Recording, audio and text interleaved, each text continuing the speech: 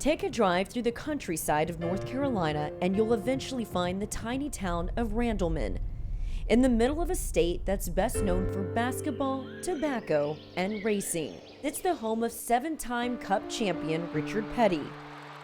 But it's also home to a big dream that started with the tragic and untimely death of his grandson, Adam.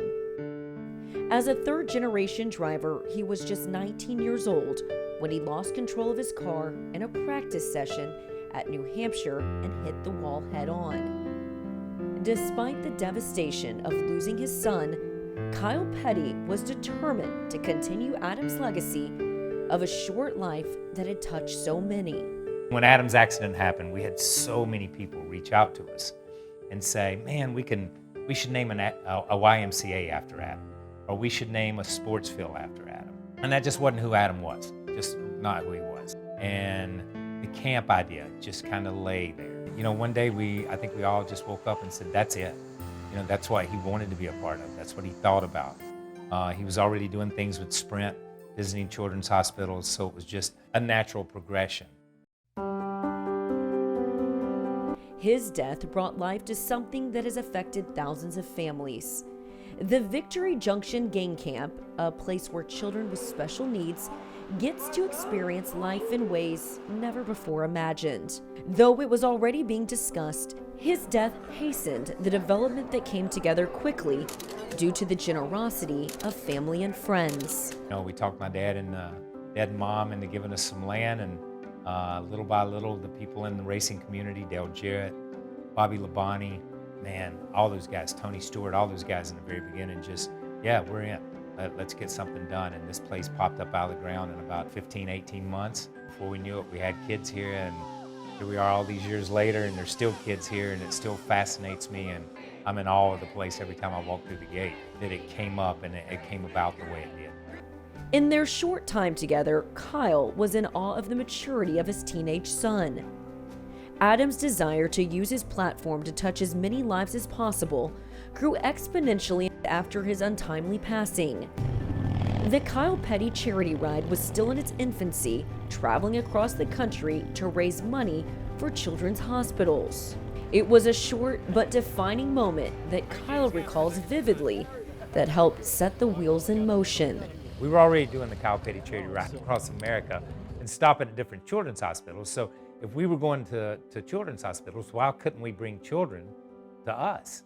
And that was Adam's question.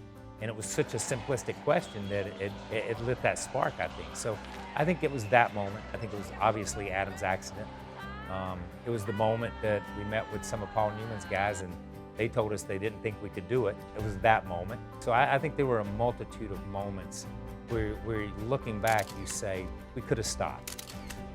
We could have turned around and just not done anything, but we just kept plugging along. So those together are connected in some way by something that we don't see that brought us to this point. From the ropes course to archery, horseback riding, and canoeing, children with serious medical conditions are afforded the opportunity to forget about things for a while and discover new things.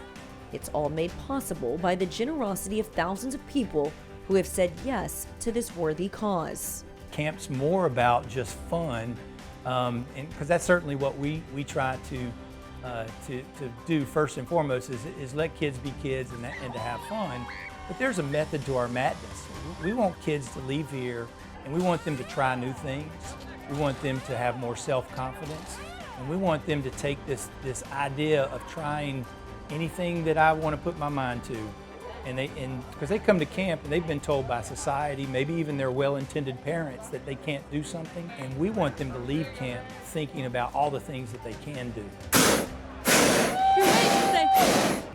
I think for me, the expectation, if there was any, was just to give a place where kids could come and just have fun and just be kids. Just be kids, man. I mean, so many times now, from the time you're in kindergarten to the first grade, they're like, you need to act older than you are. You need to grow up. You don't need to grow up. And these kids are already growing up way too fast. The kids that come to Victory Junction are far more mature, far braver, and have been through so much more than you or I may ever go through in our life. So they have a different perspective of life. They need that opportunity to go back and just be the kids that they can be.